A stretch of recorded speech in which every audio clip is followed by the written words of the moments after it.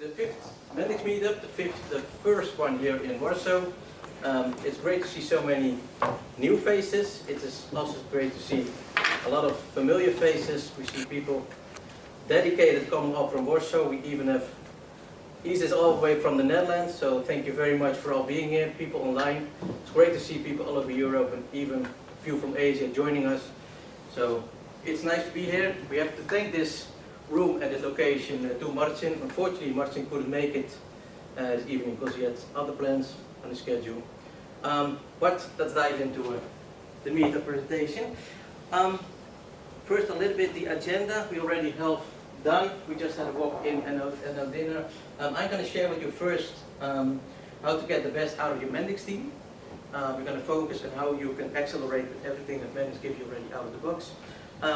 Then Tom will share with you how to create the best work environment, and we're going to close a little bit with networking with a few extra drinks to close it. A little bit about myself. Together with my wife Joanna, I'm the co-founder of Maxon Low-Code, which is a Mendix training partner. We concentrate on three main topics, which is of course training, online training, traditional classroom training. We focus on Mendix customer enablement, which means like if you're new to Mendix, we help you setting up your team. We serve as a solution architect, or we help you serving as an aspect developer in the role of a Mendix coach on how to build your foundation, built on best practices. We are also the Mendix expert service for Poland. We are not better than the people in Rotterdam. We only do it for a Polish price. So, topics for this presentation. What does Mendix provide out of the box for your team to accelerate? Then we're going to look in how can a team member himself to prove himself, and we end up how important it is to, instead of having a team focus, how to switch it or how to focus more on a community. So first we start with what does Mendix provide your team to accelerate? Many of you heard maybe the term ecosystem. And the ecosystem is our chief officer of the ecosystem, Pietro Boschi, mentioned it. It's an interconnected system that also includes the community and collection of tools to exist between our platform, customers and partners. Now you see all these different aspects of the ecosystem. We're not going into them all in technical details because otherwise it would be a 3 days meetup, but we still have 30 minutes. So I will go through all of these, but just from the perspective, how do they contribute to the ecosystem? Oh, sorry, that's for later. First we start with the online project management. Many of you have already worked, I think, with the Sprinter environment. And in the Sprinter, as most of you know, Mendix approaches project management from the Agile perspective. We have an Agile environment. We can use Scrum, Kanban, or Waterfall when it comes to this part of the project management. We can work with epics. I'm not going also into the ins and outs of epics, but you can arrange epics in a way so you can set out your project for multiple sprints, for multiple months, and for a long time periods where you build your epics. When you get into the planning, it's a little bit frustrating that it's a little bit slow, the internet connection. It takes a little time. Let me ask another question. Who of you have been working with the planning of Mendix? So you know quite some how this works, yes. So from this planning perspective, you know that there is a backlog we can work with, there is a refinement we can work with, we have actual sprinting, the next sprint, and the current sprint. It is a little bit a backside that I cannot really show you because it's a very slow internet connection here, but we finally get our epics up and running, which we don't need anymore. Okay, so we finally got our planning. I'll go a little short over for the sake of time. We see we can work with the backlog, we can work with the refinement, next sprint, and of course the current planning of this. I'm sorry I cannot show you everything right now, it's a little bit show, but understand that Mendix kind of tried here to improve or implement the whole, let's say the Scrum framework for you to work in sprints and to work with an agile perspective. Getting back to the ecosystem, we're going to try the marketplace, hoping we got a little bit more fast on the marketplace. We solved it. Let's dive right into it. we just saw the project management a little bit short because all I want to show you is how Mendix integrates the Scrum framework. We are now at the marketplace, the second one here on the top, and how does this contribute to the ecosystem. As you see, the marketplace is if you exit the marketplace from the browser. You can be a little bit overwhelmed by all the things, items we have here. The marketplace is filled with starter template, solution, service, widgets, but everything here is pre-built for you and can be implemented in your application when you work. There are two things to keep a little bit more attention to. When you're using the marketplace, you can start finding some whole solution. There are widgets you can use, but for everything you do, it is very good to see who's the creator of your application. If you find something from Mendix, you can be pretty sure Mendix keep the widget updated, keep the solution updated because it's the thing they do. When you download something from a partner or from the community, make sure you understand what you download, be aware of what you download, because the people at the partner can leave the company and go work somewhere else, and you, when you plug in, have no support anymore. So be careful with downloading everything from the marketplace. If you do, please see first if Mendix has it, and make sure that when you find yourself in a situation where you really need a new solution, check first the marketplace and see if it's already there, because everybody might think that you're the first one coming up with an idea, but it's very possible that Mendix already have a pre-built solution for you.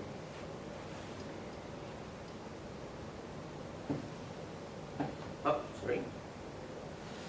Atlas UI. I think pretty much everybody that worked with Mendix have worked with Atlas UI. And the Mendix Atlas UI, as you know, is a framework built in order to,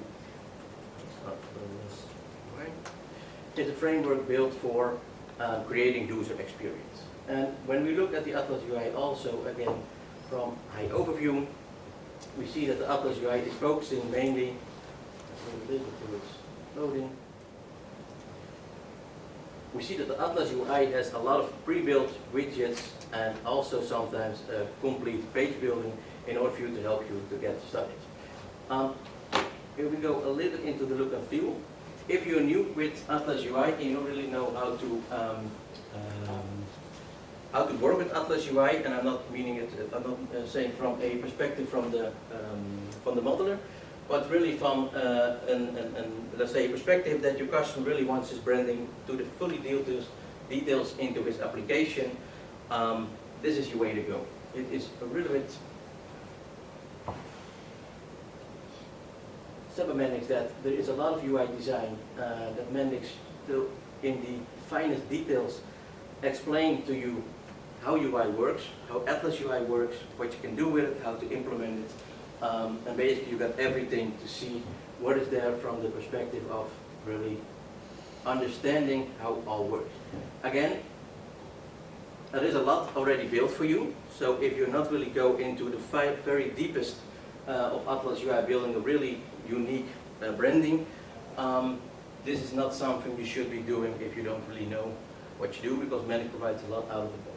The reason why I'm showing you this is that if you feel like I'm the first one on the whole planet that needs to build something with Mendix that's never been done before, it is very likely, especially come from a high coding background, you start customizing everything with C#, JavaScript, and all kind of front-end technology. And I would strongly recommend you not to do that, but first check your Atlas UI, since that's been pre-built for you already, almost everything. So, if we look at these first three, a little recap. Online project management is how can I visualize my work in ways of a backlog in the sprint planning and in the activity of my daily work. How can I build or my application with predefined solutions, templates, widgets, even starter apps. And we have the Atlas UI is how can I have predefined user experience elements from complete starter solution to widgets to page solutions and everything that's been pre-built in order to have it look nice. Well, these three things we're going to see real short is how does it all come together in Mendix Studio Pro. So for that, I'm going to give you a little insight in one of our own projects, which is our website. So here we go. This is the back end of our website. So as you can see, this is my public web. This is an Atlas UI page. We have this kind of working environment. This is my page. Here we see that with Mendix Studio Pro you can integrate your work that needs to be done. If I click on one of these items, this is the current work I'm working on. This is my backlog. This is not my backlog. This is my active sprint I'm working on, and I can see when I click on it exactly what needs to be done. In my case, it doesn't need to be done, a lot of them. So, but at least you see what it is. So you can integrate the daily work you have into your own application. The second thing is the marketplace. The good thing is we can access the marketplace from our modeler. The good thing with access the marketplace from your modeler is that it will also filter already on the compatibility of your application.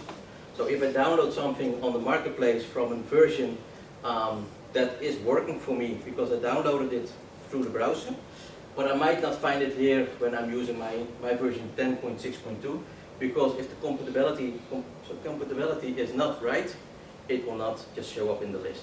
So keep that in mind. And the last thing that we have decided is the Atlas UI.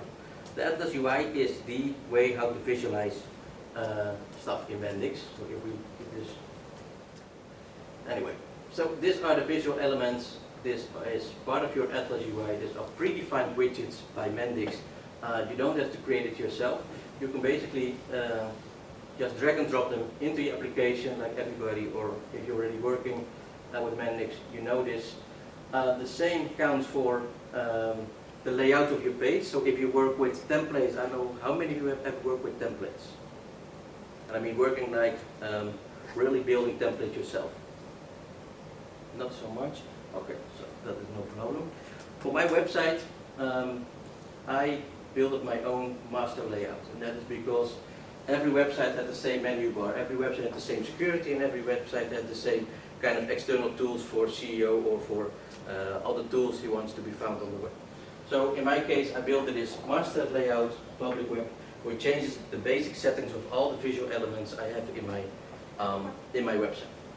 So very short, the marketplace builds compatibility for everything you download, pre-made by Mendix or association. There's an integration with your project management that tells you exactly where you are. Keep it refreshed all the time because other people might already close stories they're working on. And we have Atlas UI providing a lot of pre-built visual elements in order to increase your user experience. That brings us to the fourth one, support. Whom of you have once or at least twice called support? I mean, like, really need support. Can you tell me what was the issue? One of the most, let's say, occurring issues is when you set up your Google Authenticator as the way to authenticate to your production environment, and you lost your phone and you have to switch your phone, then you have to contact a service desk to support to have it reset. Right, so that was one of the things. Yeah, but also I'm a little bit kidding now because that's something that I find myself annoying a little, and that's why the reason why I'm not using a Google Authenticator anymore for that. But just to be real, I mean I was asking for some advice when it comes to some Mendix build elements, for example, some Mendix build widgets and so on, and or I was just requesting for support, or just I mean registering some issues that exist in current Mendix components. Okay. Well, that's a good example of contacting the Mendix support. We go a little bit into this from another angle, and this is because the Mendix support is broader than only sending an email to them and hope you're answering. When it comes to Mendix support, let me just. Okay, but we can already set the scene. You work with Mendix, you're having a deadline 2 days, you're almost there. Somehow you cannot upload. Everybody, I think, work with Mendix for a long time have had that scene. So you're frustrating, you look at Bartosz, if you work for Capgemini, you work at Bartosz because he's the most experienced one. Bartosz doesn't have time. You're very frustrated. You hate yourself for choosing Mendix as the work platform of the whole world. Of course it's not. But with this kind of frustration, you hammer down a request to the support with every frustration you have for the day and maybe also for the previous week. When you do that, maybe there are ways that you can get faster your answer. It is really a support. Asking support by yourself for filling out the form, sending it to Mendix is not the fastest way to get your answer. Let's say you want to go find a solution for an error you have because you cannot deploy it. We don't know what it is, it's just an error, you can deploy it. It's very good to first check the release notes. And the release notes are very important because if you check the release notes, it will tell you exactly in detail what is happening, which application, what are the fixes, what are the known issues. And let's say in my case, I work with Studio Pro, and 10.6 is my version. So I can scroll down to 10.6, but we also got the ID when we are at 10.6. 0.5, 0.2, we go all the way down, we're about 10.6.2. Here we have 10.6.3, one down. Here we know everything that's happened. Let's say we check first the known issues. If there is a known issue, they'll tell you exactly what it was. You can even sometimes refer it to a ticket that is on the community, or a ticket that is presented in the release notes, like here. For example, the breaking icons. We see it's fixed in 10.6.3, the others fixed in 6.4. Others might be even fixed later in 10.9, for example. So check first the release notes, because maybe they already know your issue.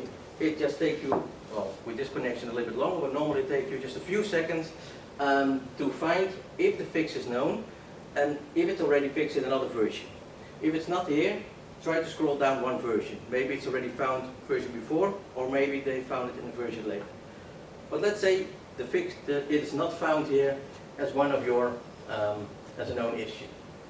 We can check the platform status. And why is this so important? That the platform status is not if Mendix is working, but Mendix is divided in a lot of different services, and each service has its own operational status. So if the status is failing, you can do two things. You can think, well, my service is failing, so I'm still going to send Mendix a message that my service is not working. You could also think, well, since Mendix provides us the status from the services, they might know already that it's not working, so I might not need them to send anything. Again, so in this case, I wasn't expecting this, but you see, there are a few things. Here we see that it's not fully operated, so there is a degraded performance. Are we this? No, it's not us. Anyway, you can see the Mendix services. So per service, you can see if everything is working fine. Again, if it said like it's, I don't know exactly what it will say, but let's say it's not operational, and you can figure out like, hey, they're saying that it's down. Maybe leave it a little. Don't start bugging them with all kind of support requests, because they're probably already working on it. So let's say it's not a known issue, and we're not sure, and we see that everything's operational. We come to our next option, which is the Mendix form. The Mendix form is also, as you can see, the next one of community. We'll go a little bit into that later. But the form, how many of you use the Mendix form for asking and answering questions? 2 already, 4, oh, that's good, almost everybody. Okay, that's good. So there are a few rules about the forum that I would really like to emphasize. If you have a question and you don't know really what it's, how to formulate it, is that he got 2 answers. If you got an answer because someone takes the effort, takes the time, and takes the, whatever it is it needs to get done in order to help you, just don't let them hanging. Just work with them. If they provide you an answer, comment back like, hey, that's not really what I mean, or hey, you're right, but I was looking more into this. Work with them. So work towards a solution. Once you found a solution, it's either by someone answering it, or you found it self because Bartosz now has time so he can help you. Just still give the answer and mark something as an accepted answer. Because in my case, I cannot see what happened. I don't know if it is solved. I don't know if one of these is the correct answer. I don't know what to do. I don't see any comments. It just seemed like someone put it in, and it was kind of left all up. Well, this is not really about dishing Adam. It just happened to be Adam. So, but the idea is like, if someone helps you work with them towards a solution, it's not only for yourself. There are a lot of people looking at this, working with this, and maybe there are a lot of people that also are really longing for the answer. So keep working with it. And always mark as an accepted answer, if it is the accepted answer. Imagine that this also does not bring you an answer. We know that on the forum... What happens if you downvote somebody? If you downvote somebody, it sometimes happens with really comments that are just wrong. Yeah. So if you downvote somebody, the other person gets punished with points. I don't know from the top of my head what it does. But you also yourself got downgraded with points, not so much, but a few. The reason is that nobody learns from you just downvoting it. So if you see somebody saying something like this is just completely nonsense, write a comment, don't burn him down to the ground, because maybe he just really thought it was a good solution, and tell him why he's wrong. So the forum and the community is not really about it's even right or wrong, it's about it's right or this person still needs to learn something. So try just avoid downloading and tell the other comment like, hey, you see a difference, and we should better look at it in another way. It's not Reddit. Yes, exactly. So, yes, as you might see, and this is a very important thing, there are about 300,000 community members. Let's say 1 in 100 answers your question. Trust me, there are no 30,000 people working at the Mendix support. Just give you an idea, is that just going in frustration, shooting something at support should really be your last option, because the forum, from my experience, and I'm not sure what your experience is, but within 1 or 2 days, at least someone responds to you, but you probably have your answer way quicker than Mendix support does. But still, maybe nobody of support or of this community is responding to you, and your only option is submit your request. Again, if support comes back to you and said, hey, we need a little bit more information, or can you explain us a little bit more, can you send us a screenshot, don't leave them hanging. Help them work towards a solution. And if you find in the meantime someone helps you, or you find a solution or whatever it is, close the tickets. So don't leave them with a lot of garbage that have to come after you, like, is this ticket solved? Just help them out, keeping it clean. That all helps us with a good support line. What it basically means, if all these 3 fails, you found a bug. So you can do 3 things. You go, okay, whatever, I find a workaround and I continue. Please go to support and report your bug. Because there are many, there are thousands, as you see, 300,000 community members that can all benefit from the one bug that you found. So don't leave them hanging, help them, report your bug, and work towards a solution. This brings us a little bit to the last one. We went over it already, community. Now, how does community work towards an ecosystem? I go a little bit more into this later, but like you see with the question and answer, the community is all about sharing knowledge. Sharing knowledge can be 2 colleagues sitting at one desk pair programming. It can be a presentation, it can be just a tutorial video, it can be just sharing something, whatever it is, but the whole community is about sharing your knowledge.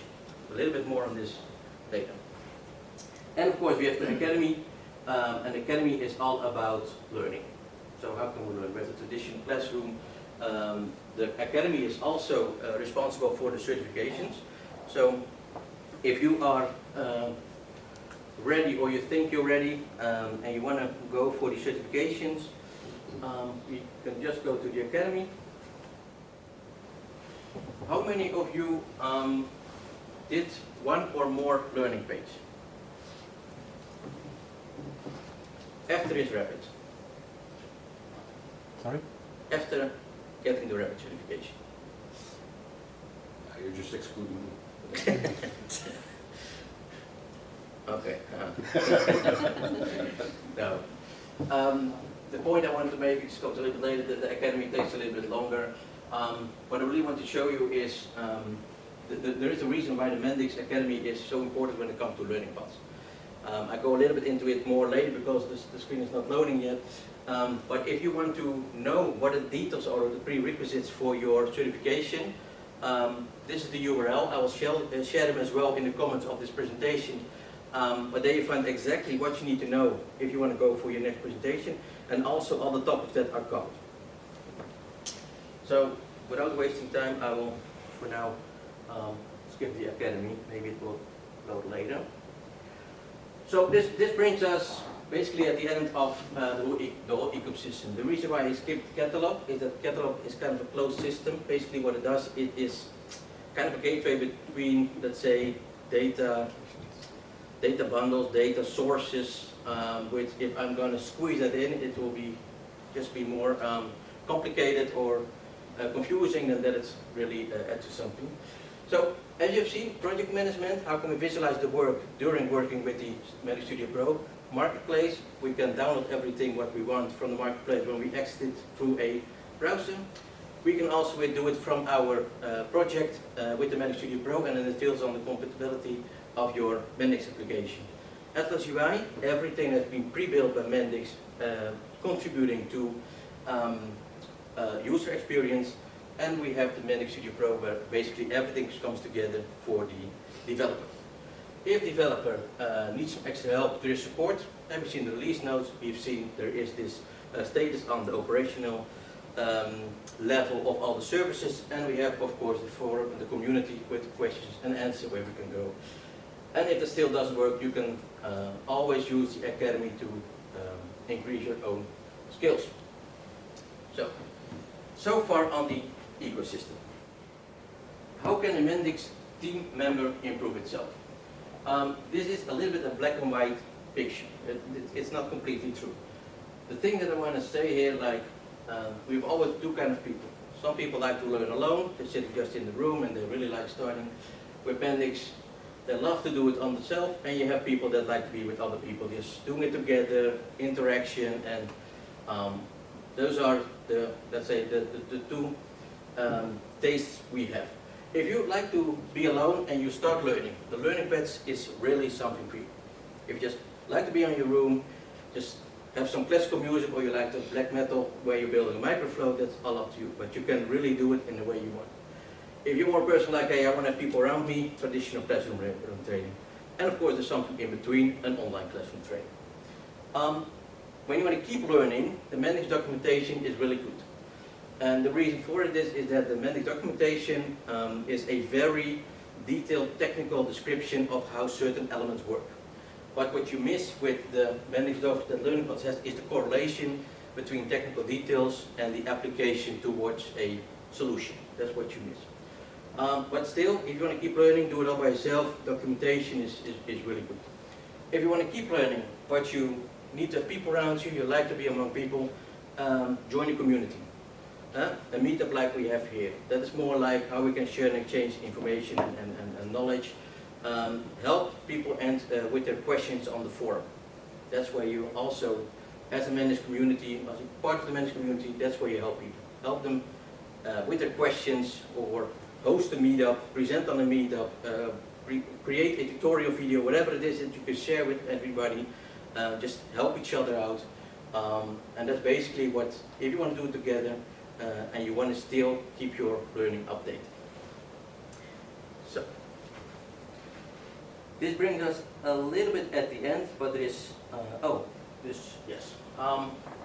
few links. I'm not really sure why I put this sheet here. But we have our own Polish Mendix community. I will share those where we only ask and answer our question in the Polish language. That's for me very hard, but let's be honest, Google helps me a lot. We have Mendix Meetup Poland. Like today, this is the first meetup now by Maxon Low-Code. Normally the initiative is from Capgemini by Bartosz and his teams. But please, we need more initiatives. So we need more people taking initiatives like, hey, we want to give a meetup as well. It's not about how good you are or how great your presentation is or whatever it is. It's just showing you you're part of the community, and we have more different initiatives on this. And Mendix trainings at Siemens, and you can find that, since I'm the only Mendix training partner in Poland, you can find them at my website, which is hosted by Mendix.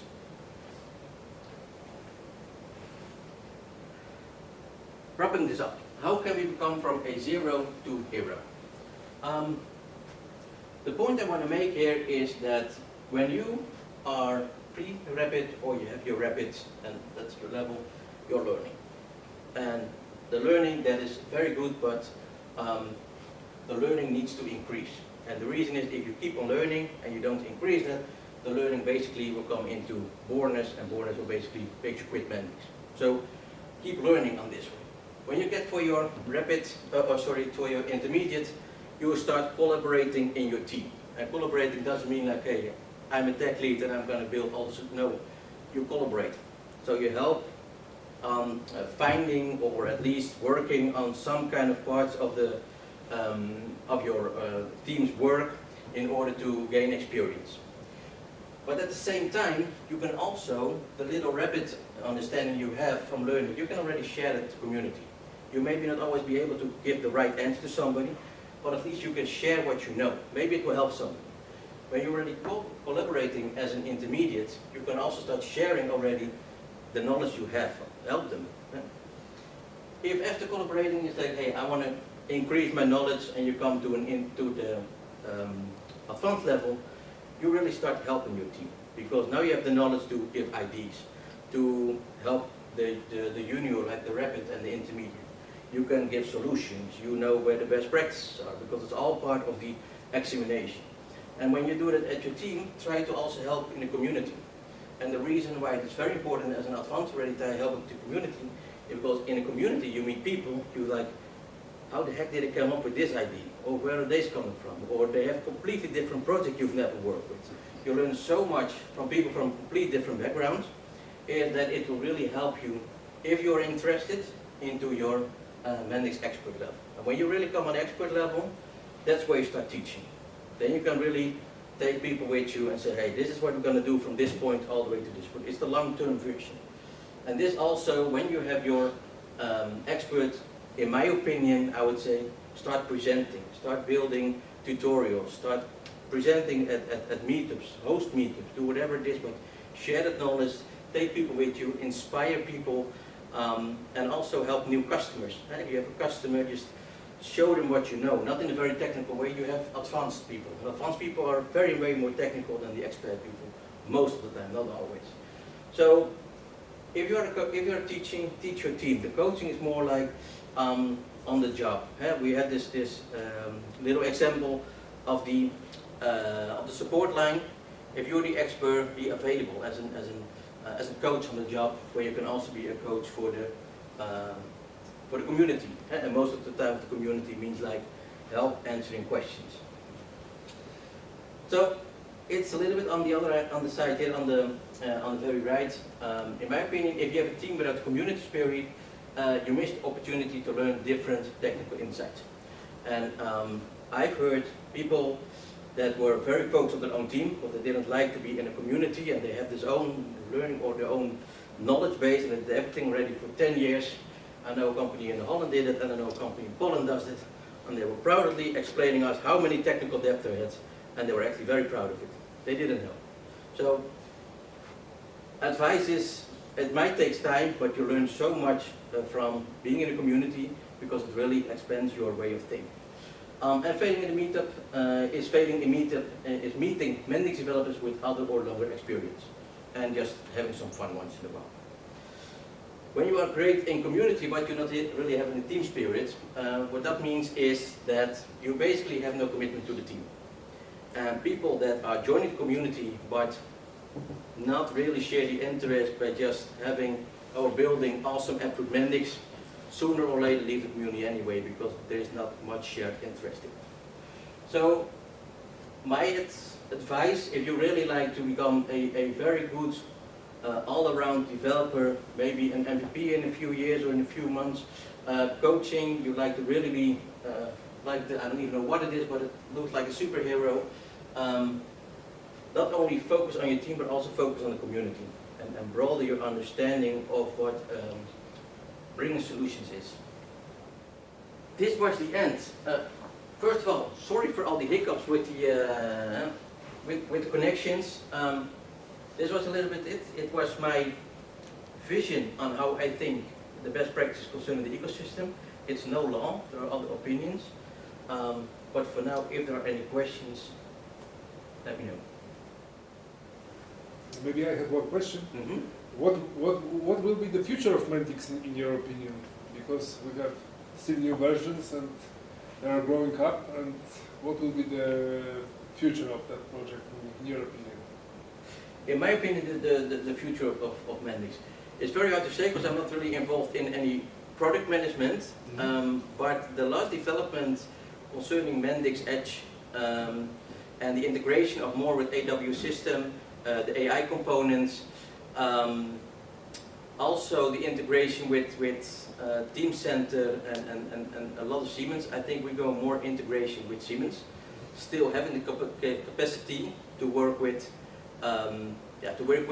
let's say the clean industry already, and like banking, financials, and that stuff. However, Bartosz, maybe you have an opinion on this. I mean, you work closer with Mendix on solution and What I can tell is that Mendix team, they focus to, let's say, be up to speed with the developments that are currently on the market. So the buzzword Gen AI, they're very much into it. They're really working to get what is now becoming the industry standard. They're bringing this into the platform. So very soon there will be an option even to build applications based on your prompts. As you put the prompt inside Studio Pro, you tap what you need to build, be it a microflow or a data structure or a page, right? So you just put in your prompt and it will build for you, right? So I think there is still a lot to be done on the platform. And as we know, the Gen AI, I know that it's been, in our minds, and I guess in the engineers that do develop that, for years, right? But now it's becoming sort of a standard, right? And along the way, I'm sure there will be many more standards that will emerge on the IT or the software development processes, etc., technologies. And Mendix, I think they're very committed to bring them in also to the Mendix platform. So I think they will follow what's there on the market, and they will include maybe not everything, but the most valuable pieces on the Mendix. So I think it's a platform that will stay here for years, and then they will follow, I think, the market trends. Thanks. But again, this is my opinion. Okay. so let's not waste any more time. We had already quite some delays. Thank you. Are there no questions?